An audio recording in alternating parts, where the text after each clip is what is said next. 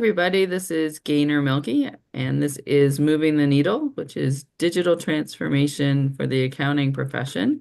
And I am joined today with John Higgins, my co-host, and Casey Brothers from Canopy. So I'll shoot it over to you, John, if you want to do your intro. Sure. Thanks, Gaynor. Appreciate that. And Casey, thanks for taking time to join us today. Interested to hear what you have to say about things related to the profession, what's going on. My background is I've been a technology advisor to the profession for going on 40 years now, so I've seen a lot. I was there when the spreadsheets came around, there when cloud computing came around, and now here when the AI comes around. So, it's been quite a run just to see all the new technologies that impact the profession. So it's exciting to talk to folks like you, Casey, who are, actively providing a solution to the profession. So welcome. Yeah, thank you. Yeah, and I'm Casey Brothers. I am the director of product marketing at Canopy. And maybe I think I want to introduce myself in a way, like why should you listen to anything I have to say? Because you're amazing. There you go. Oh, thank you. But no, I know, like, I'm not a CPA. I don't work in accounting. I work at a tech company that serves accounting. But the things I feel like I do have to offer are that in my role as a product marketer, I have to do a lot of research. And because I'm not a CPA, I have to dig really deep to understand all of you.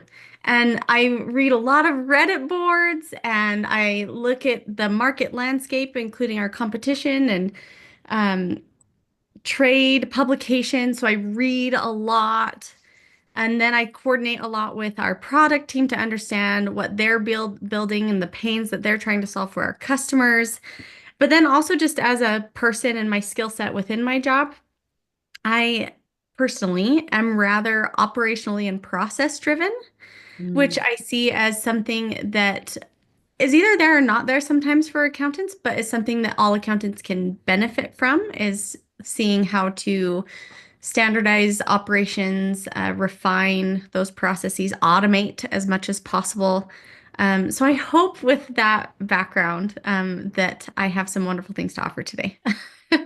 Well, I know that you do because I've interviewed you before and also, have worked with you. So I think first off, maybe tell us about Canopy for people who may not be familiar with the tech solution that you work for, because it really, like from my perspective, it's a practice management tool. Yeah. Spoiler alert, but you know, what does that exactly mean? Because practice management means a lot of different things to a lot of different people. Yes, I think there's a lot of things in the accounting space that are new and don't have solid definitions. Practice management is one, CAS is another. There's a lot of growth and change happening right now in the space because there's a lot of opportunity. There's a lot of opportunity in terms of like an accountant, there's tons of work. There's this huge chasm between talent being hired and the work that needs to be done. So there's that opportunity for accountants themselves, which then opens the opportunity for vendors like Canopy, software solutions to help bridge that gap. And so as a result, practice management has been evolving. Historically, we see practice management as what Thomson Reuters and Wolters Kluwer defined because they have been in it for, I mean, they've been around for 100 years or more. I'm not sure when they first developed practice management solutions, but originally they were largely time tracking and project management. And that's where they have their roots. Canopy and other vendors, there are three of us in the top right quadrant of the G2 grid for accounting practice management solutions. And I would say most of these three softwares, ourselves and two others, do way more than that. But Canopy in particular we have our base of client engagement is what we call it. It's basically a CRM, your client portal, client requests, questionnaires, organizers, all of the things you need to have back and forths with your clients and or prospects because there's that CRM element. And I know we can talk more about that some other time maybe, because not many accountants are marketing because you've got a lot of work. But that is the base of our software. And then on top of that, we have workflow, project management, engagement tracking, automations, document management. So that's work paper and external paper storage, all digital, all secure, all in the cloud, no need for hosting, e-signatures, lots of things like that. And then lastly, time and billing. So you've got payments, time, invoices, recurring payments, associating time with tasks and looking at budgeted time and actual time. So there's a lot to it. And then on top of that, we do have an insights engine to help you understand the data of your firm and get into things like profitability and realization. Wow. So I think one of the things that I didn't hear you talk about, Casey, which is probably one of the most important things, is 'cause I've helped over the years a lot of firms, a lot of organizations, implement new systems, information systems, and you guys started. You're native to the cloud, Hmm. correct? Correct. So all these legacy providers, you named a couple of them that have been around since the 80s and such, they have a challenge of trying to transform a legacy system. And Yes. it's a tough slog. When you can start natively with a cloud solution, then you've got a huge head start. And I see the same thing in firms with, you see legacy firms trying to make the transition to be more advisory and this new model of cloud-based delivery of services. They have it. It's a tough road for them to hoe. Whereas you get the new folks that they say, well, we're just going to start a new firm, and they Yeah. start with cloud-based solutions like Canopy and the other cloud solutions. To me, it's always just it's clear as day. It's a lot easier path to go down, frankly. Same. I often wonder, honestly and transparently, why people try to host these old solutions. I get that there's this level of comfort and knowledge in you already know the system, your firm is ingrained in it, but then you're trying to make it be something that it's not.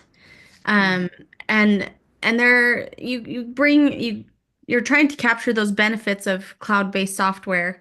But then I also see it in the sense that like I feel like people try to force Canopy, and I'm sure they do this to some of our competitors as well, to behave that way, where we built a solution because a lot of people asked for it, where people can sync the documents in Canopy to their desktop. And my brain is like, why? It's all in the cloud. But there are nuances like that and behaviors that are just so ingrained in firms and accountants because for so long it was just those two competitors. And there wasn't any option. And you had to lean in, you had to learn it, you had to be okay with what you didn't like or where maybe they failed you. But also they delivered really well for a long time. It really was only when things started to go into the cloud and when there was a lower barrier to entry for companies to create and code software that didn't have to be on-prem. And that shift became an advantage for the new entrants and a disadvantage for the incumbents. Right. Mhm.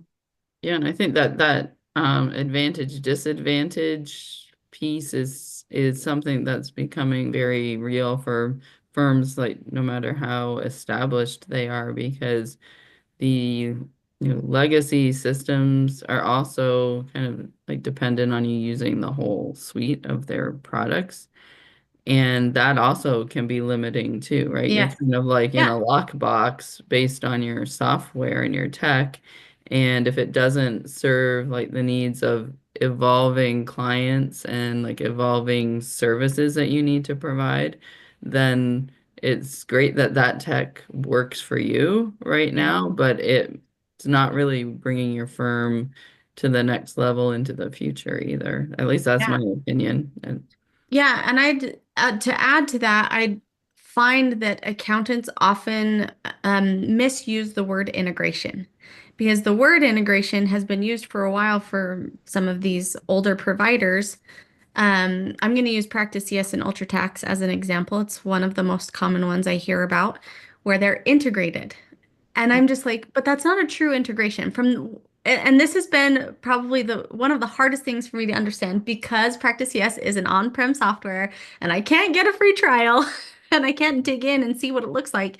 But as people describe it to me, it's okay. You log into UltraTax and it's like, hey, you changed this information in practice. Yes, do you want to update it here? And I do like that concept of it checking with you before automatically updating. But a true integration just speaks on the back end. You almost wouldn't even know it, and it works well and it doesn't break. Um, and it's not just that you have, I often think too of Microsoft Office, that suite. Like you've got Word, you've got PowerPoint, you've got Excel, but they're not the same products. They are three separate products. Hmm. Whereas with new SaaS solutions, like Canopy, it's just a matter of what you choose to buy either is there or not there. The way we price things, we're able to deliver things within the same UI based on what you're choosing to pay for or not pay for. And it's one login, it's one experience. There isn't a need for integration. And it's so interesting to me because we've actually had to, in marketing, remarket the way we talk about integrations because of the way accountants are understanding this word. And so we are having to talk about how our product integrates with each other. And I'm like, I get rubbed the wrong way a little bit because I'm like, but it's not integrating. It is in the software. This is different. But I also know I need to meet our audience where they are and with the way they are understanding these technological terms. I'm no engineer, I'm no developer, so I even misunderstand some of those technological nuances as well. But John, you've been in this, like you said, 40 years. Yeah, so I've seen a lot of it. So I was going to ask you, Casey, is like what would you say is the mix of your client or customer base? Are you getting a lot more results with new startup firms or compared to legacy firms? What do you have like a Oh, percentage, like how much is new firms versus legacy firms? I don't. That is a really good question. The main thing we track as a company is FTEs. As we've grown, we've, grown to deliver functionality that you need as your firm is getting more and more complex. And so I know we deliver really well with anyone between being a solo entrepreneur and about 75 to 100 employees. Okay. But whether or not they've broken off, like someone worked at KPMG and then is starting their own firm, or whether they're inheriting their parents' firm or they're just starting fresh, we don't track that. Um, but we do track who we convert from competitors, and Practice CS is one of our highest win rates and one of Okay. our highest occurring competitors, as we're onboarding new customers.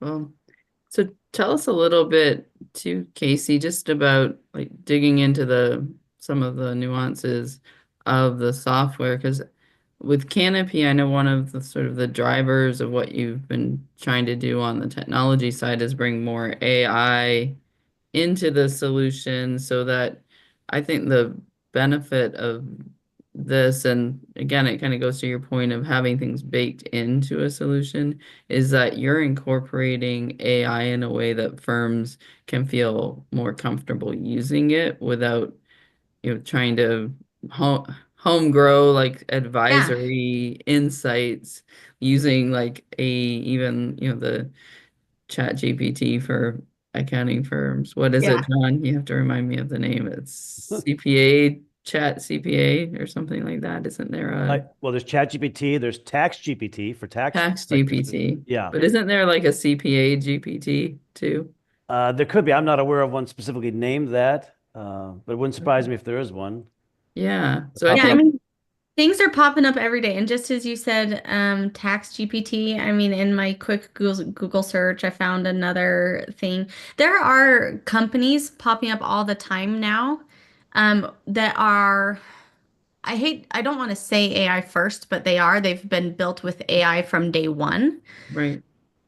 because they started just barely, right? right. But the point of the advantage of AI, and I'm going to talk about AI. When I say AI, I'm including things like automations, language learning models. OCR is an older technology, but very closely related to AI, and modern AI can do OCR. And do I need to define OCR, optical character recognition? I feel like it's a common Like term in in the space, receipt right? capture, right? So Yeah. where you can scan your receipts and the data Yeah, can where be like pulled in. you're looking at a document that isn't text-based like a Word document, but it's a PDF, it can still recognize what's on it. All of those things I'm going to lump into the term AI. But AI is best when you don't know it's there. Right. When all you know is that it's a smooth software experience and your time is being saved, where things have been sped up. Um, and that can look like so many different things. And and it's getting funner to imagine the applications in our product. We just rounded out several internal meetings going through our roadmap and to see the innovation and the applications that our team has come up with regarding AI in our product, I've never been more excited. And I wish I could disclose everything right now. But we, of course, announce things as they get closer. We want to make sure to be um, there's a phrase like knowing how the sausage is made, right? If you work at a tech company or you know how things are built, you know that like, okay, it's easy to talk about things farther in advance than you probably should. So I'm Mhm. gonna just tease people with that, I guess.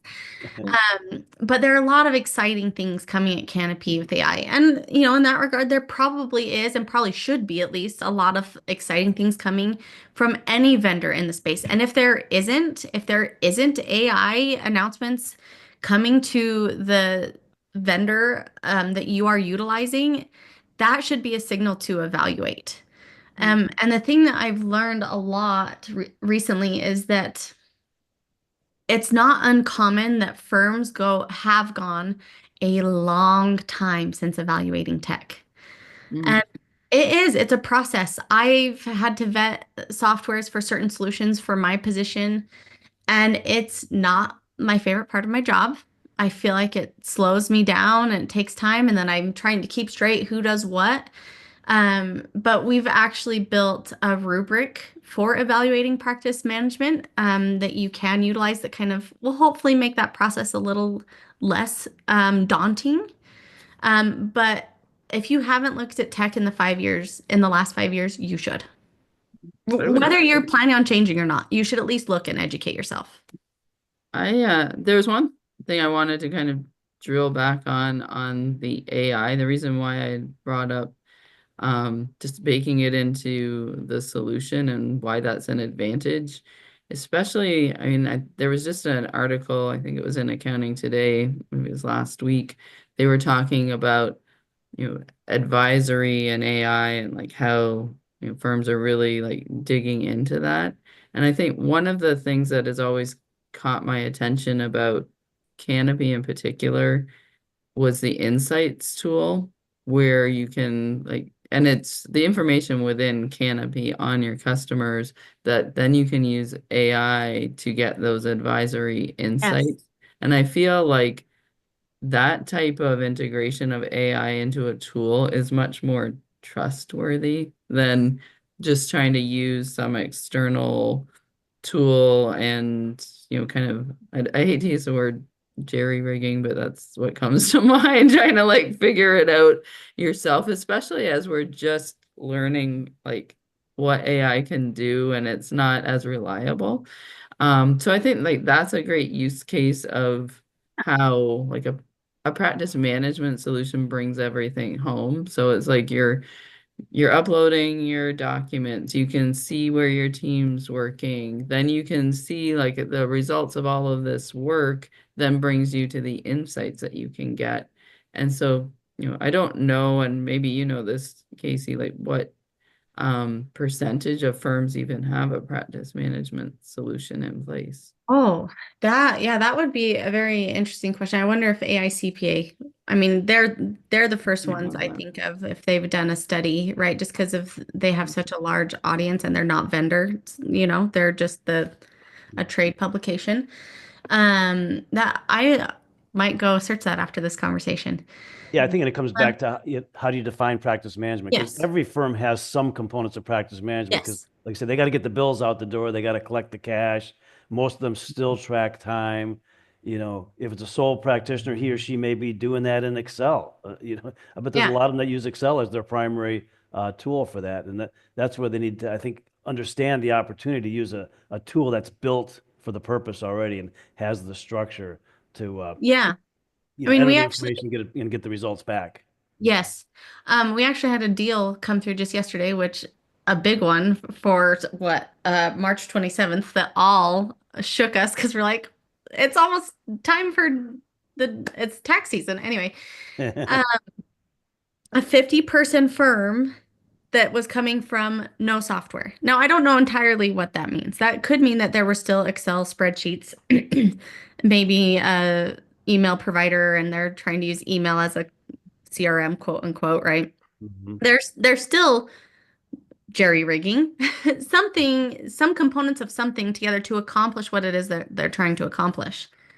Um, and it is 2025. There is a better way.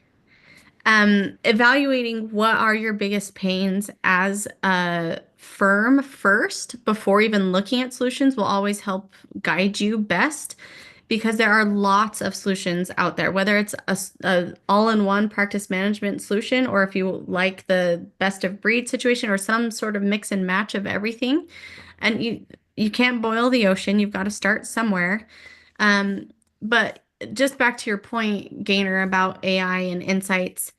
Um, I was talking to someone yesterday about how, well, actually, let me take it back a step further even. I feel like it's likely that as accountants want to get into and explore advisory, that they feel imposter syndrome. Would you guys agree? I'm sorry, was that imposter syndrome? Hmm. Explain that. Just this concept of, oh, can I? I don't know if I'm good enough. I don't know if I know enough. How can I Okay. do that? That's scary. Yeah. And that's why, they've got to work with it. They've got to, I really encourage CPAs to just start with the small stuff too, because it's very Yeah, intimidating and it's got a lot of mystique about it for yeah. them. And, I do a lot of presentations on AI and I just show them little things like how to use it to create a macro in Excel, how to use it to draft an outline for a Well, presentation of so not financials. not AI specifically, but advisory and like getting into Oh, CAS, okay. Okay. right? Yeah. Well, But I'm sure the same feeling is there with AI. But the reason I bring it up with advisory is because I want your listeners to know that they can and that they are smart and that they do have all of the knowledge and expertise or can gain the gap of expertise that they feel like they might be missing rather quickly if they are a bit more intentional about the way that they serve their clients. But it is totally feasible and possible for them to step into advisory yesterday, you know? Yeah. absolutely. I And mean, part of the reason why I say that is because they have so much rich data oh accessible to yeah. them and they know how to read it. Oh The yeah. the gap, one of the big gaps that they might be um, needing to fill, AI can help with, and that's the how do I translate this? How do I take this from accountant speak to small business speak or a high net worth client speak? And AI is so good at that. Yeah. AI with data, whether it's in some sort of insights tool. Now, just to clarify, most practice management solutions, the data we have is on your practice. And so the AI as it relates to the data is going to help you with profitability, realization, utilization, stuff like that relative to practice data. Mhm. But this concept of client data, right? If you're bookkeeping, taxes, you've got that data somewhere. Whether you have a solution that already has AI and data analytics built in or not, you can export that out still and import it into a GPT and say, "Hey, here's and they should all be open. AI is secure. When you're feeding stuff like that, you're not going to be opening it up to the internet as long as you don't share that chat with the internet. Um, but you can then say, hey, here is this data. Um, I want you to act as a seniored or a managing partner in an accounting firm. This client is such and such and such, and you can give it really specific details. This client is persnickety or really frugal, or be descriptive and Someone yeah. help it understand who it's going to address and say, I want your help crafting a 5 deck slide to help me walk them through this data, help them understand what's changing in their business, what their opportunities are. If you are a firm that services only an industry or two, or you're a person at a firm who just focuses on an industry or two, there's a great amount of opportunity there because you are becoming an expert in that industry.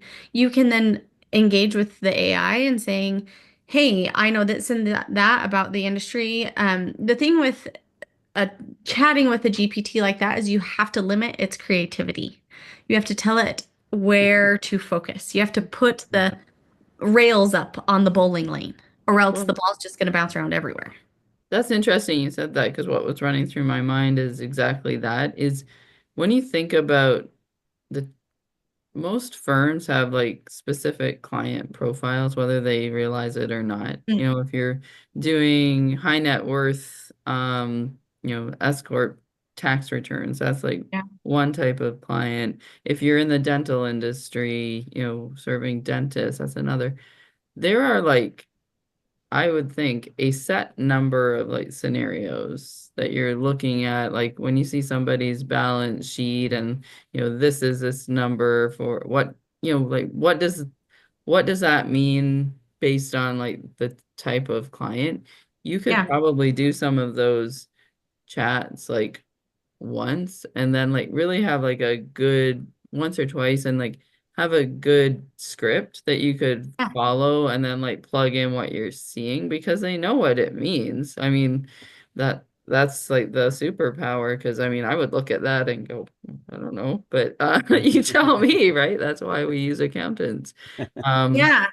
And so it's creating that process because it's a process. Advisory is a process, yeah. just like every other process in a firm. Yeah, and if you can find those things that are the same and always the same, document them as such. Whether that's in your practice management tool and you're tagging clients as high net worth clients or dental clients, right? Make your systems work for you, or else you will fall to the level of your systems. Oh, that's a good Um, quote. I know, I love James Clear. If you haven't read Atomic Habits, read it. But the other way too I wanted to mention with AI is like I often am trying to feed the same information. I might be creating a new chat and trying to accomplish something different with each chat I'm engaging in, but I will often still need to give it a lot of the same context. And so I've typed those things out in a Word document so I can just easily copy and paste or reference or refine and bring it back. Um, and the reason I bring that up is because, yeah, if let's say you are an accountant who works with high net worth individuals, you can always have the context of the prompt that's telling it that it's a managing partner at an accounting firm with high net worth, the context that should be the same. But because the client changes and the data you're asking it to analyze and help you tell the story around is changing, then you're going to want to start a new chat and say, help me with this client. And maybe their personality is different too. And maybe this high net worth client has most of their stuff in real estate, whereas this high net worth client has franchises. So there are nuances like that where but similarities that cross over, that having uh written content outside of the GPT that you can just copy and paste Yeah, it's as like a template. It's like really a prompt yes. template is what you're talking about by Yeah. industry or by 100. type of business. Yep. Yeah, that's Yep. great. Great suggestion. Mhm. And I think that, when you talk about AI and CAS, client advisory, it's like the way I think the practitioners need to look at it is AI is your tool to help you think, help you think, but to do the things you have to do. So, you Yeah. know, that's your doer. AI well, it's your thinker and your doer, really. With agentic AI, it's your doer. With generative AI, it's your thinker. And the challenge that we have, all of us that serve the profession and help the profession, is we have to help them understand that doing is really not the best use of their time. Because I can tell you a lot of Yes. CPAs, they identify with their work. They'll tell you all day long how much they hate tax season. I'm telling you, they love tax season, most of them, because that's their thing, They're right? lying. I mean, they do because it's just like it's their thing. It's their marathon, and they work through it, and then they feel really good when they're done, and they take a couple weeks off or whatever. But a lot of them find a lot of pride in working those 10 or 12-hour days. Whatever they tell you, I'm just telling you from my experience, particularly the sole practitioners, the folks that are my age, and so they have to really learn how to let go, It's right? a Yeah. safety zone, right? Like, I mean, and I actually can relate to that from like a content perspective. Uh-huh. Love, love creating content, but you know, that's like one skill, right? And Yeah. the skill that's most useful for people is more on the strategy side and like, Right. connecting the dots and getting things done Yeah. and into the market, right? But yeah, give me a Sunday afternoon in front of my computer to like And we do write a your thing, book, yeah. I would heaven, right? Yeah, so that made me think of two things. Another one of my favorite authors is Greg McEwen. He wrote Essentialism. Mhm. Another one I highly recommend. I read it years ago, but he had this visual. It was a pie chart, and it was two pie charts stacked on top of each other. The top one saying what we think success is, and some division of the pie chart was like time spent at work and your title and your salary and all these things. And the one below was like what success actually looks like. And this is his opinion, right? And I happen to agree with his opinion, but it was like family time, sleep, my job, Right. like again, like to your point about the doing. I'll tell a quick story from my life recently. So I told you that we're preparing to onboard some new sales hires, and I had a lot of things I wanted to prepare this time. I've been at Canopy 3 years now. I've got way more knowledge than I did the last 2 years when we hired. I was like, I can make this a way better experience for them. And I came up with this concept where I wanted a printed resource to help them quickly that I could use during training, that I could have them kind of build muscle memory around so that like when I wasn't there, they knew where the information was and they could turn right to it. They could be on a call like this and not have to fumble with another monitor and use it as a reference, whatever, right? Something like that would have taken me weeks to build. And in fact, I've got it up here and it is a 36-page long Word document. That's without it being printed. I'm sure it's going to be up to 50 pages once it's designed and printed. That's a lot of content. Yeah. It took me maybe 8 hours to compose. I've maybe spent a couple more hours on top of that refining it, Mhm. but to initially draft and do a really dang good job drafting, it took me 8 hours just by prompting and chatting back and forth with AI. I told it the things I knew. I'd uploaded documentation I already had. I pushed it in places like, that's not correct. Let's try that again. And that's the other thing with AI, just as a side note, that sometimes if it gets things wrong, don't get frustrated. Retrain it. Say, that's not right. And here's what it should be. Okay. It's like another team member, right? Yeah. You can Yeah. think Okay. of it that way. But I would Yes. also say like around you were just talking about creating that 36 page, book. It didn't take as long as it would have, you did the old fashioned way. And it doesn't make it any less powerful, any less Right. great. It doesn't make me less of an employee. It doesn't make my contribution less. It I makes me smarter. Well, not only that, but if you flip it around to the client experience, where would you rather go and get your advisory and taxes done? Somewhere that takes like a month to get back to you, or somewhere that like is able to turn things around, a lot Yes. faster And it and doesn't make the output securely. any Right. less And I No. think good. that's where having time to build the relationship with a client is going to make the difference between the client trust factor, right? It's not just spitting out like some stuff out of AI and like saying this is good. It's then you're free to be able to actually talk through these things with your client, Yes.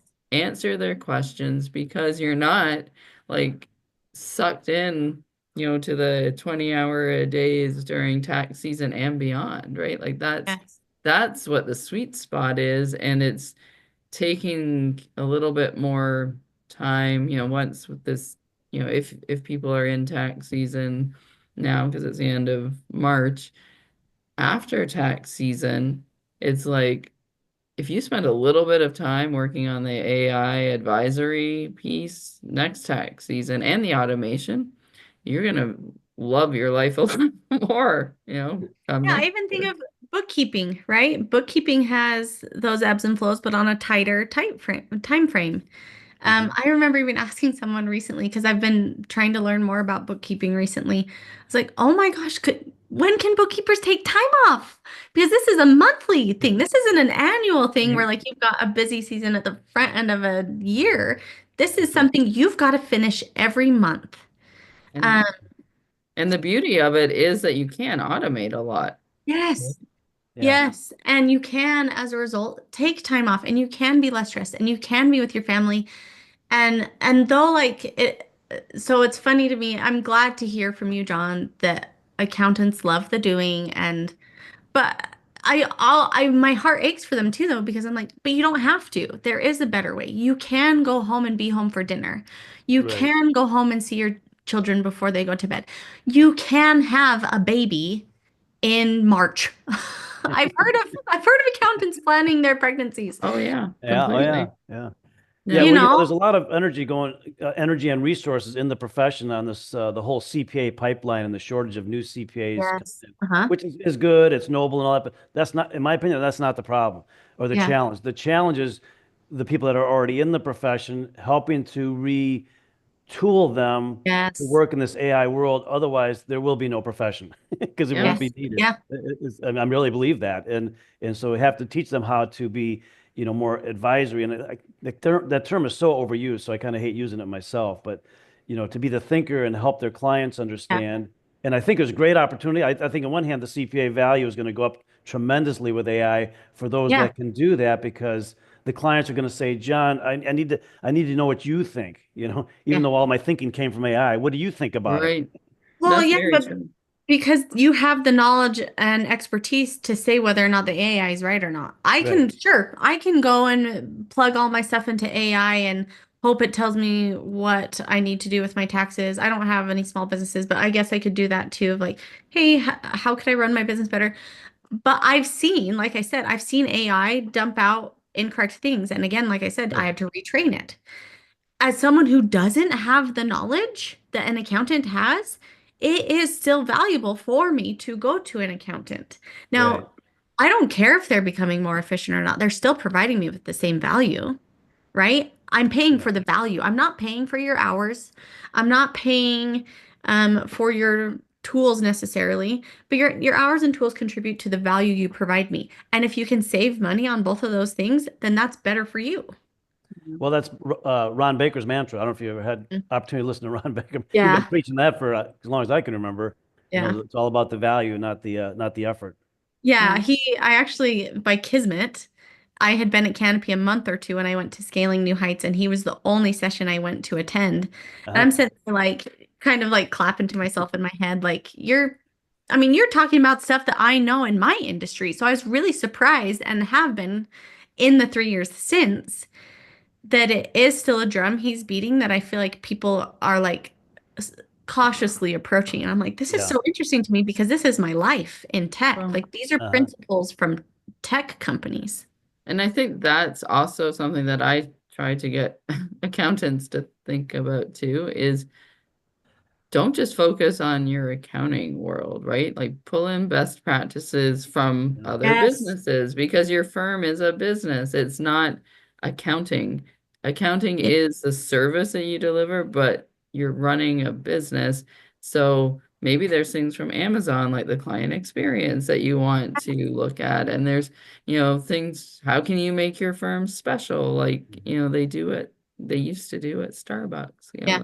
There you I call go. love the everybody's name out on their tax return when it's ready. I don't know. Something like that. I But love that you brought up Amazon because it is so true. Like your clients don't live in a vacuum.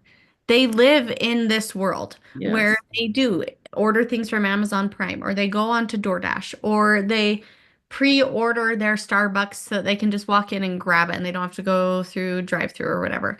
Um, they are accustomed to all of these modern day conveniences and advancements and progressions that they are subconsciously or consciously, who knows, applying to you and the way you run your business and deliver your value.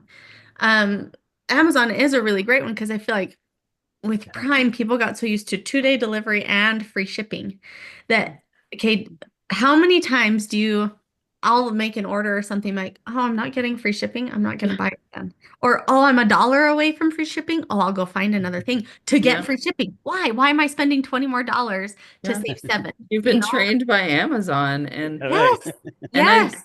I think like this to me is that there is going to be a like consumer cliff at Mm, some point where people who don't adapt to the way that you know sh consumers are consuming everything from banking yeah. to groceries. Like I said something to somebody the other day, like before the pandemic, we the majority of people went to the grocery store, right? Like you went to the grocery store, it was like older people who had groceries delivered or something like that. And Yeah. now it's like people are like, yeah, not going to the grocery store anymore. Well, I'm So, a mom with 3 young kids. I don't want yeah, to go to, if I'm not able to go to the grocery store by myself, I'm not going.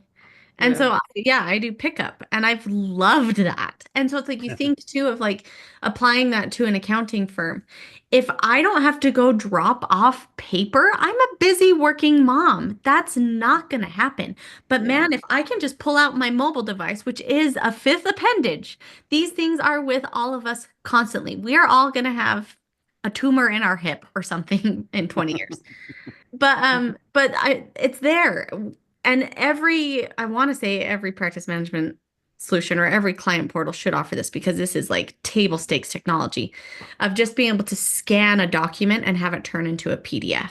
Yeah. Like, okay, we shouldn't be worrying about our clients, and I say our like I'm an accountant. well, Our you are by extension. There you Yeah. taking screenshots of things and delivering those or JPEGs and us getting terrible things in or files in terrible formats.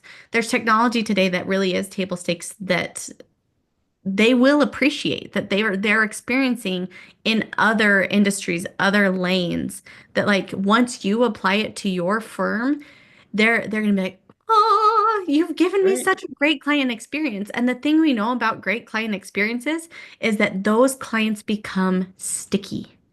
And as Oh, long as they're the 100%. clients you want, then they're going to be around and you can grow those relationships. And that's what I hear accountants love is not Mhm. necessarily doing, but the relationships. And that's where the value is that you're adding. Is again, like, okay, if you are afraid of automating or speeding up that doing because you're leveraging modern technology, lean into the relationships that you love so much that I hear so many accountants say is why they are still in business. Yeah. 100%. And I think from my own experience, I like recently had to change my accounting firm, and it was I'm using the same technology, Yeah. but it was it wasn't even service, it was expertise. So it was like that's That's that's the differentiator now. And I think mhm. by implementing, kind of bringing this full circle, implementing the right tools frees Yes. you up to be able to do that. And Absolutely. the tools are just the means to the end, and the end is setting yourself free enough that you can do what it is that you're like the best and highest use of your skills, right? That 100%. Yeah, there you Well go. said. Do you have Well anything said. else to add, John? I think No, I think you said it very well there. That's good. Good to wrap on that, I think. all right, awesome. Well, thank you so much, Casey. I think we could like the three of us could like just go to an Talk all island day. and debate accounting all day. And then yeah, you got me in my zone where I got like really chattery and I'm really excited. And I see these accountants and I see the opportunity and I want to help them. And I'm just excited for the next 5 years of what's going to happen in this space. It's going to be mind blowing. So Well, now we can you feel go your back. energy. It's great to have you as part of the the Yeah. ecosystem. Yeah, Yeah. definitely. And now you can go back to like all of your work at Canopy and be like, we need to go and do this. And like, Oh, what's I taking that know. roadmap so long to get implemented? Seriously, guys, like, and then here I am, like, preaching, okay, well, let's spend more time with our families. Then I'm also like, why can't we code faster? Right. It's Still so get tired. exciting, and we'll get there, and every company will get there, and we all want to get there faster, just like accountants want to get there faster. It just, Yep. yeah, good work does take time. It does. All right. Well, good stuff. Thank you again. And I guess that's a wrap for this episode of Moving the Needle. Thank you.